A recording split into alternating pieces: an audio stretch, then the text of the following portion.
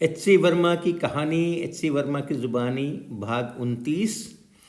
पिछली बार मैंने अपने एमएससी में तीसरे सेमेस्टर में जब एक्सपेरिमेंटल प्रोजेक्ट शुरू हुआ था, उस समय का वर्णन किया था।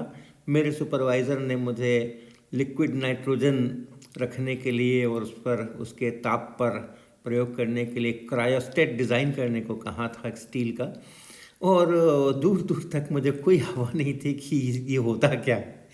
और पूरा 2 ढाई महीने हमारे गुजर गए उसके ऊपर मंथन करने में, लोगों से पूछने में, सीखने में, देखने में। लेकिन फिर भी वो क्रायोस्टेट बनने की दिशा में 2-4 कदम भी आगे मैं बढ़ नहीं पाया। तब जब थोड़ा समय बच गया सेमेस्टर का और मेरे सुपरवाइज़र ने, डॉक्टर जी.एन. राव ने मुझे एक तरीके से वार्निंग दी कि तुम्हारी तो कोई भी प्रगति नहीं हुई है, तुम्हारे तो ग्रेड्स नहीं आने वाले हैं इसके अंदर में। तो क्या करना, ये एक चुनौती भरा काम था। और ऐसी परिस्थिति के अंदर में कुछ लीक से हट कर के करना ज़रूरी हो जाता है। तो जो हमारी लैब थी, प्रोफेसर जी.एन. राव साहब की जो लैब थी जिसमें मुझे काम करना था 2 सेमेस्टर, वहाँ पर कई सारे पीएचडी स्टूडेंट्स भी थे। और उस लैब में होता ये था कि एक रेडियो एक्टिव सोर्स से गामा रेज को किसी मटेरियल के ऊपर डाल करके और फिर कुछ कुछ होता था और उसके डेटा कलेक्ट करते थे हम। और हम तो क्या करेंगे, लेकिन हाँ, उनके जो स्टूडेंट्स थे, पीएचडी स्टूडेंट्स थे, वो करते थे। और हर एक एक्सपेरिमेंट का जो परिणाम होता था वो एक 512 संख्याओं के रूप में प्रिंट होकर के बाहर निकलता था। ये संख्याएं वस्तुतः गामा रेज के काउंट्स होते थे, कितने गामा रेज किस एनर्जी पर आ रहे हैं। तो एक प्रकार से समझें कि एनर्जी कम से ज़्यादा होती हुई एक पूरी साइकिल के अंदर में एनर्जी के फंक्शन के रूप में कितने गामा रेज आ रहे हैं, वो 512 डेटा पॉइंट्स होते थे। और फिर उसका अगर ग्राफ प्लॉट करें या फंक्शन बनाएं कि वो किन किन पैरामीटर्स से वो डेटा निकले हैं, तो एक बहुत ही कॉम्प्लिकेटेड सा उसका ग्राफ हुआ करता था। और उसका जो फंक्शन होता था, जो गेस करते थे, उसमें 25, 30, 40, 15 ऐसे पैरामीटर्स होते थे जिनका कि हमें पता करना होता था, उससे मटेरियल की प्रॉपर्टी का पता होता था। तो अब उनकी लैब में कोई व्यवस्था इस प्रकार की नहीं थी जिसमें कि वो फंक्शंस, इतना बड़ा फंक्शन जो है 25-30 पैरामीटर्स का फंक्शंस है, जो कि सारे के सारे अननोन हैं, और उन्हीं पैरामीटर्स के मान अपने को ज्ञात करने हैं ताकि उन वैल्यूज़ के ऊपर हमारा पूरा डेटा जो है वो ठीक ठीक रिप्रेजेंट हो सके, बेस्ट रिप्रेजेंट हो सके। तो बस वो मैन्युअली ग्राफ प्लॉट होता था और उस ग्राफ की शक्ल देख करके वो सारे 20-25 पैरामीटर्स गेस किए जाते थे। बहुत ही क्रूड व्यवस्था थी ये। लेकिन वो 1976 का टाइम था। वहाँ पर इस समय में कुछ इस तरह सॉफ्टवेयर और ये सब चीज़ें हुआ ही नहीं करती थी, तो वैसा ही किया करते थे। और पहले सेमेस्टर में प्रोफेसर राजा रमन ने मुझे कंप्यूटर की लिटरेसी का एक कोर्स दिया था, जिसमें कि सभी को दिया था, वो सभी को पढ़ना होता, जो भी आईआईटी कानपुर में जाते थे उस समय में सबको वो कोर्स करना रहता था। तो वो फोर्ट्रान जो भाषा होती है कंप्यूटर प्रोग्रामिंग की, वो उन्होंने हमें सिखाई थी।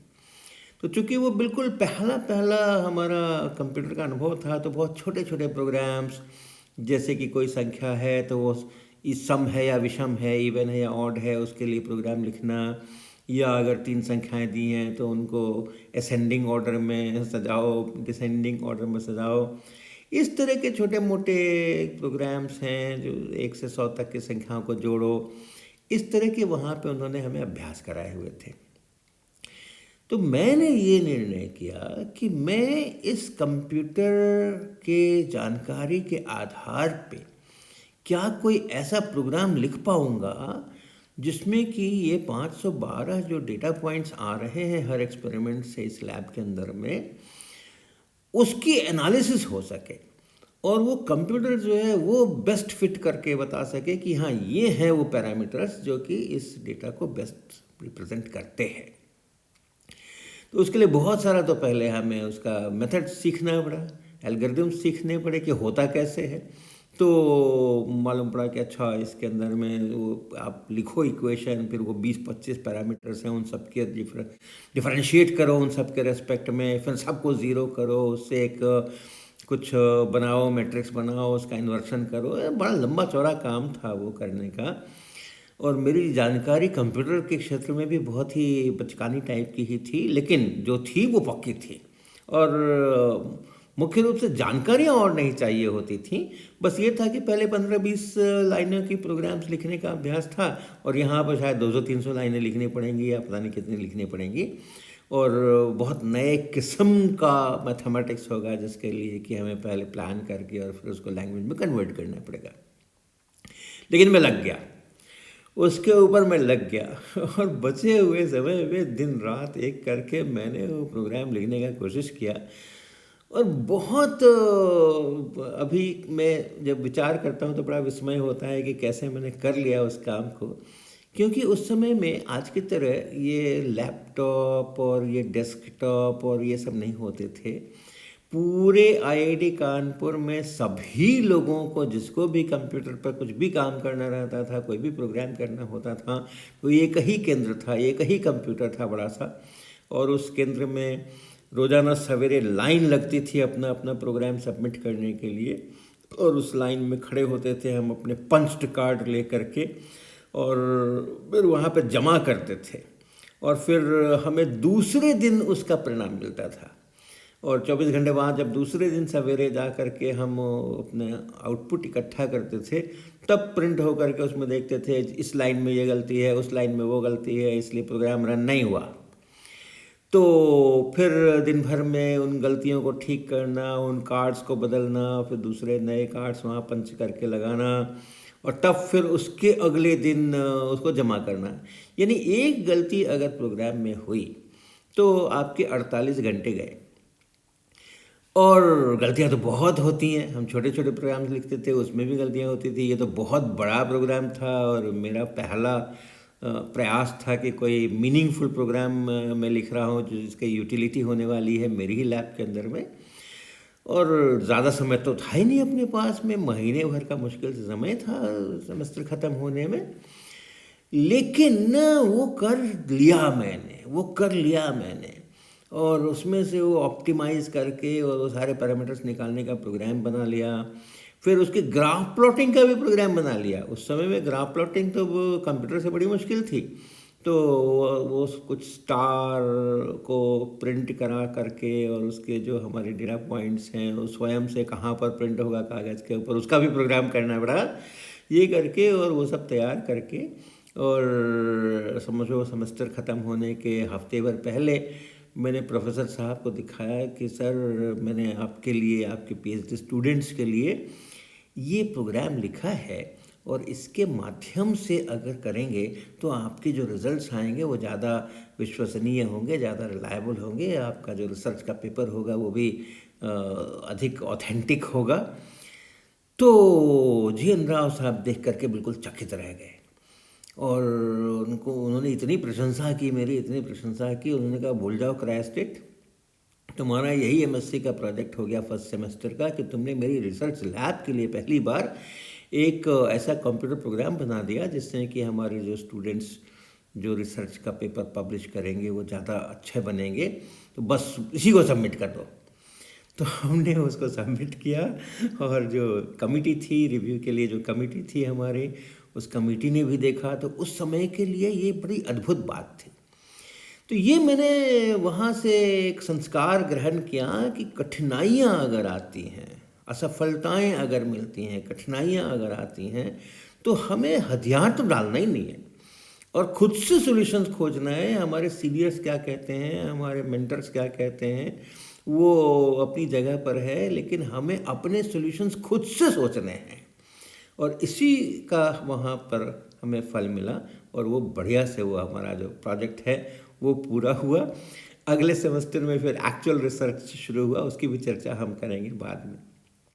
एक और बता दूं, अभी लगभग इसी सब समय में, कभी दूसरे सेमेस्टर में या तीसरे सेमेस्टर में, एक बार हमारे यहाँ की फिजिक्स सोसाइटी ने और स्टूडेंट्स के लिए पेपर रीडिंग कॉन्टेस्ट आयोजित किया। यानी आप लाइब्रेरी में जाओ, रिसर्च जर्नल्स वहाँ बहुत सारे रखे हुए हैं, उनको पढ़ो और पढ़ कर के और कोई एक टॉपिक तैयार करो और टॉपिक तैयार करके उसको यहाँ पे प्रेजेंट करो कमेटी के सामने। पेपर रीडिंग मैंने कोई एक पेपर है, रिसर्च का पेपर है, उसको आप एक्सप्लेन कर रहे हैं या उसके आधार पे एक टॉक दे रहे हैं। तो 15 मिनट का समय था, 15 मिनट के अंदर में टॉक देना था। तो मैंने अपनी लाइब्रेरी में जा कर के और ढूंढा अपने स्तर के ऊपर, एमएससी का ही वो पीरियड था, तो मेरे को रिसर्च का कोई बहुत ज़्यादा एक्सपोजर था नहीं। अब वहाँ पे कानपुर के आईआईटी कानपुर की सेंट्रल लाइब्रेरी में पूरा फ्लोर भरा पड़ा था रिसर्च के जर्नल से, और कुछ भी मैं उठा करके पलटूं तो कुछ भी समझ नहीं आए, क्योंकि वो तो रिसर्च का लेवल था और मेरे को कोई एक्सपोजर था ही नहीं। ढूंढते ढांढते कई रातें लाइब्रेरी में गुजारने के बाद मुझे एक फिज़िक्स टुडे नाम का जर्नल दिखाई पड़ा, और उसमें मैंने देखा कि हालांकि बिल्कुल नई नई चीज़ें रहती थी, लेकिन उनका जो बेसिक टॉपिक रहता था वो मेरे बीएससी एमएससी के लेवल का ही रहता था, उसी में कुछ नया। तो उसी में मेरे को एक पेपर मिला जिसमें कि थर्मोडायनामिक्स को ज्योमेट्री के थ्रू कई इक्वेशंस थर्मोडायनामिक्स के डिराइव किए गए थे। शुद्ध ज्योमेट्री, एंगल्स हैं और सिमिलर ट्रायंगल्स हैं, sine square theta plus cos square theta बराबर 1 होता है। इन सब सिंपल ज्योमेट्री के थ्योरम्स के आधार के ऊपर थर्मोडायनामिक्स के कुछ बड़े अच्छे अच्छे इक्वेशंस वहाँ पे डिराइव थे। वो पढ़ करके तो मुझे बहुत मज़ा आ गया। गणित में वैसे ही मेरी महारत भी थी और बहुत रुचि भी थी, और इसलिए जब वो मिलान हुआ कि थर्मोडायनामिक्स के इक्वेशंस इस तरह से, तो बहुत मज़ा आया। तो मैंने उसी को तैयार किया और कमेटी के सामने में नियत समय पर प्रेजेंट किया। तो कमेटी के सारे लोगों ने उस टॉक को बहुत पसंद किया, और जितने भी विद्यार्थियों ने उस कॉन्टेस्ट में भाग लिया होगा तो उसमें मेरे को पहला स्थान उन्होंने दिया। और ये मैं इसलिए बता रहा हूँ कि इसकी कहानी आगे से जुड़ती है कि उस कमेटी में जो प्रोफेसर्स थे जज करने के लिए, उनमें थे प्रोफेसर वाई.आर. वाघमारे, और उन्होंने मेरा टॉक सुन करके न केवल मुझको कमेटी ने पहला स्थान दिया, बल्कि प्रोफेसर वाघमारे ने बिल्कुल मुझे स्पॉट कर लिया कि ये स्टूडेंट जो है ये बहुत मेधावी है, इसका प्रेजेंटेशन बहुत अच्छा है, इसने बिल्कुल समझा है चीज़ों को वगैरह वगैरह। और फिर उन्होंने एक तरीके से मेरी मेंटरशिप शुरू कर दी। वो मेरे प्रोफेसर नहीं थे, मेरे को कोई कोर्स नहीं पढ़ाया था उन्होंने, कोई भी लैब नहीं थी उनका इंटरेक्शन सिर्फ उस कॉन्टेस्ट में मेरा एक 15 मिनट का टॉक सुनने तक ही सीमित था। और आगे भी पूरी एमएससी में, मेरे आगे के चौथे सेमेस्टर में भी उनसे किसी प्रकार का कोई कोर्स या ऐसा कुछ भी नहीं, एकेडमिक इंटरेक्शंस का ऑफिशियल कोई चैनल नहीं था। लेकिन वो मुझे बुला करके अपने घर पे ले जाना और घर पे ले जा करके और खूब बढ़िया बातें करना और इधर उधर की कहानियाँ कहना, खूब खिलाना पिलाना उन्होंने लगातार जारी रखा। ये एक आईआईटी कानपुर की मुझे बहुत प्यारी परंपरा लगी कि वहाँ पे जो प्रोफेसर्स होते हैं और जो शिक्षक होते हैं वो एक टीम बन जाती है, और प्रोफेसर्स ने अगर किसी को स्पॉट कर लिया तो फिर केवल कोर्स और लैब और लेक्चर्स और परीक्षाएं वहाँ तक सीमित नहीं रहता है वो, और जो एक व्यक्तिगत संबंध स्थापित करने का एक बहुत बड़ा फ़ायदा होता है। जब हम किसी के मन को छूते हैं, जब किसी में हम अपने प्रति विश्वास जगाते हैं, तभी हम उसकी मेंटरशिप कर सकते हैं। तो एकेडमिक्स के साथ साथ ये जो एक ह्यूमन फैक्टर है कि हम दिलों में कैसे स्थान बनाते हैं, वो मैंने वहाँ पर सीखा प्रोफेसर वाई.आर. वाघमारे साहब से। और आप जानते हैं कॉन्सेप्ट्स ऑफ फिजिक्स का फॉरवर्ड उन्होंने लिखा है। आप सब लोगों ने, जिन्होंने भी मेरी किताब पढ़ी होगी, उन्होंने देखा होगा कि पहला जो पन्ना पलटेंगे तो वाई.आर. वाघमारे का ही। वो इंटरेक्शन मेरा उन्हीं के साथ में शुरू हुआ था। तो फिर कुछ और बातें, कुछ घर की बातें, ये सब फिर अगले एपिसोड में